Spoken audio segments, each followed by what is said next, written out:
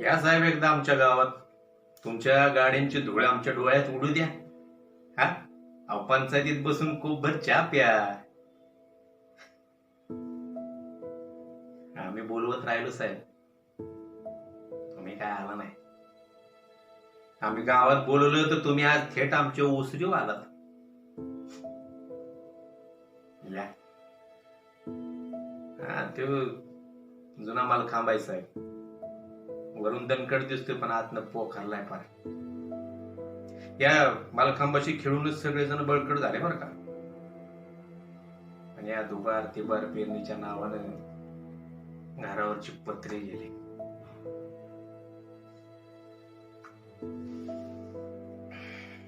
दुष्काळ, नापिकी, कर्ज हे आमच्या पाचवीलाच पोचलेलं आहे बघा. त्याच्यापासून काय आम्हाला कोणी वेगळं करू शकत नाही. आणि ह्या त्यात परिस्थितीने पुरतं धोतर फेडून नंग केलं, पण हो कर्ज काय फेडू शकला नाही. शेतात गेला आणि घाटा घाटा एंड्रीन प्यायला. गावातले सगळेजण लय चावताळे म्हणाले ह्याचा मुर्दा ग्रामपंचायतीतच जाळायचा. ते ग्रामपंचायतीचे साहेब तुमचे जवळचे आहेत ना, त्यांनी समजावलं. ते म्हणाले बाबा नो असं करू नका, आपल्या सरकारची इमेज खराब होती. आणि मग ते कोणतरी लीडर आलं त्याने फटकारलं. तेव्हा कुठं सकाळच्याला त्याचं प्रेत घरी आणलं. घरी आणलं लगोलग तुम्ही आला. आता काय सांगायचं, अहो एवढं जीवाला जीव देणारे माणसं आहेत वे आता. तुम्हीच बघा.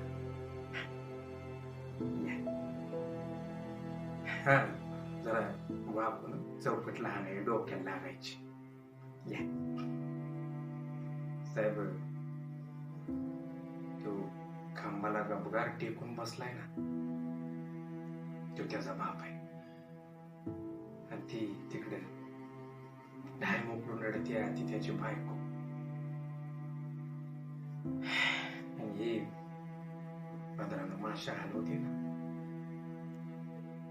त्याची आई आहे.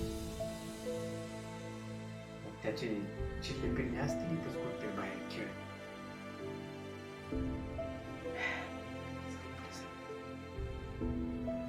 साहेब तुमच्या हेलिकॉप्टरचा पंखा सुरू झालाय.